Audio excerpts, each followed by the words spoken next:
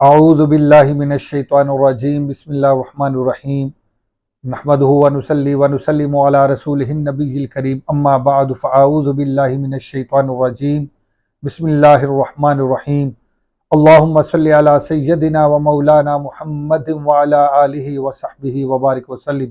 معزز طلباء و طالبات و معزز سامعین گرامی، السلام علیکم ورحمۃ اللہ وبرکاتہ۔ ہم حضرت سیدنا شیخ شرف الدین سعدی شرازی رحمۃ اللہ علیہ کی مایہ ناز تصنیف کریمہ سعدی پڑھ رہے تھے، اور جو بیان ہم پڑھ رہے تھے اس کا عنوان ہے در صنعت حق تعالی۔ اس کے 2 پارٹ آپ سماعت فرما چکے۔ آج ہم الحمدللہ اس کے تیسرے پارٹ میں، تیسرے حصے میں حاضر ہیں۔ تو چلتے ہیں بلا تاخیر ہم آج کے سبق کی طرف۔ آج کا پہلا اور مجموعی طور پر چھٹا شعر ہے۔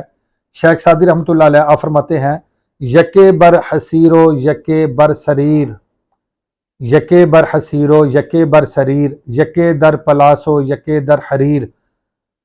شیخ سعدی رحمۃ اللہ علیہ فرماتے ہیں کہ ایک چٹائی پر اور ایک تخت پر ہے، ایک چٹائی پر اور ایک تخت پر ہے، ایک ٹاٹ میں اور ایک ریشم میں ہے، ایک ٹاٹ میں اور ایک ریشم میں ہے۔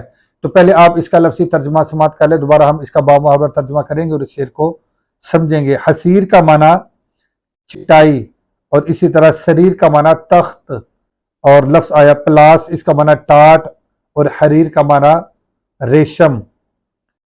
اس شعر میں شیخ سعدی رحمۃ اللہ علیہ فرماتے ہیں: یکے بر حسیر و یکے بر سریر۔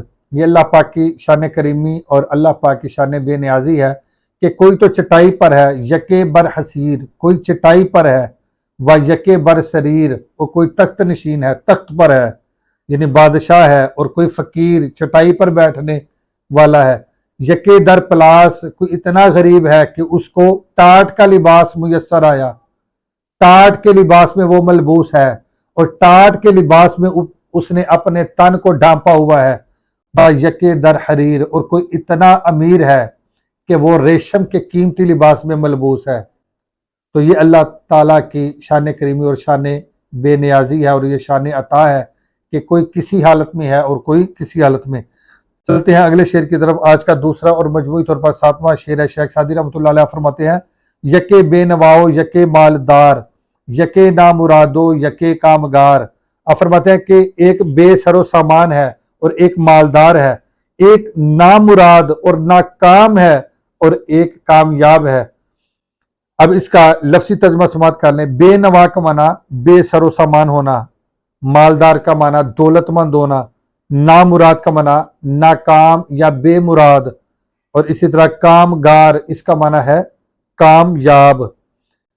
اب اس شعر کو سمجھے۔ یکے بے نوا، کوئی تو بے سر و سامان ہے، بے نوا ہے، بے سر و سامان ہے، و یکے مالدار، اور کوئی نہایت دولت مند مالدار ہے۔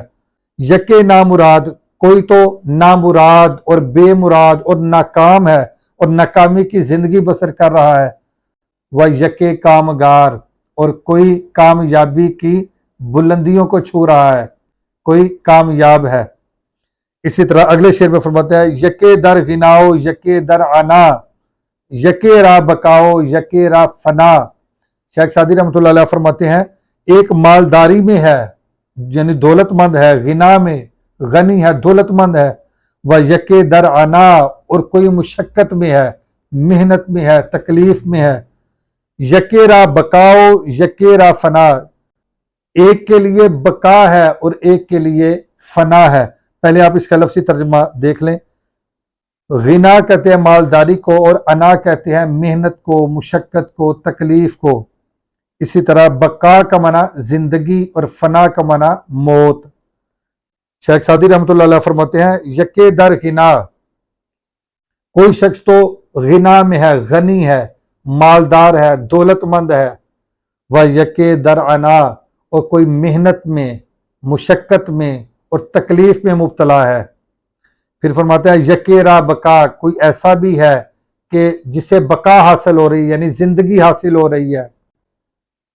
وہ یکے در فنا، اور کوئی ایسا بھی ہے جو اس زندگی سے ہاتھ دھو رہا ہے اور موت کے منہ میں جا رہا ہے۔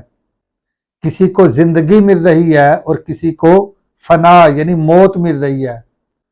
کوئی زندہ ہو رہا ہے اور کوئی مر رہا ہے، کوئی اس دنیا فانی میں آ رہا ہے، کوئی یہاں سے کوچ کر کے جا رہا ہے۔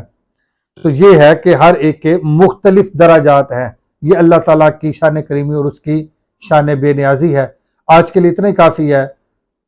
انشاءاللہ العزیز اگلے لیکچر میں مزید نئے 3 اشعار کے ساتھ حاضر ہوں گے۔ اللہ حافظ۔ السلام علیکم ورحمۃ اللہ وبرکاتہ۔